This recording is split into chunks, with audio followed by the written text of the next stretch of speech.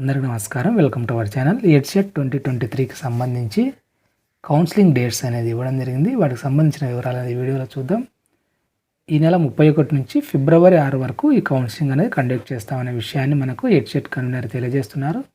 నిన్న చెప్పుకున్న వీడియోలో అయితే 30వ తేదీ నుంచి 6వ తేదీ వరకు నేను చెప్పడం జరిగింది. అయితే ఈరోజు పేపర్లో 31 నుంచి 6 వరకు అని ఇవ్వడం అనేది జరిగింది.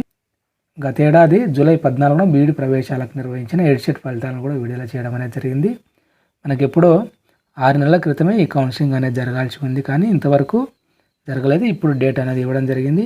బీఈడి కాలేజీల యాజమాన్యం కోర్టును ఆశ్రయించడం ద్వారా కోర్టు గవర్నమెంట్కు మొటికాయలు వేయడం ద్వారా ఈ కౌన్సిలింగ్ అనేది స్టార్ట్ చేయడం అనేది జరిగింది.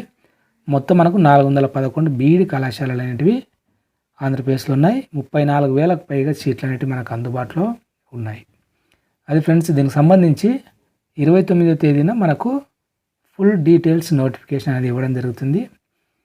ఫీజు ఎంత, ఏ సర్టిఫికెట్లు మీరు స్కాన్ చేసి అప్లోడ్ చేయాల్సి ఉంటుంది, దీనికి సంబంధించి ఎలిజిబిలిటీ ఏంది, కాలేజీల లిస్టు, ఇవన్నీ కూడా ఇవ్వడం జరుగుతుంది. ఇచ్చిన తర్వాత పూర్తి వివరాలకు సంబంధించి మరొక వీడియో చేస్తాను. అప్డేట్స్ మిస్ కాకుండా ఉండడానికి ఛానల్ని సబ్స్క్రైబ్ చేసుకోండి.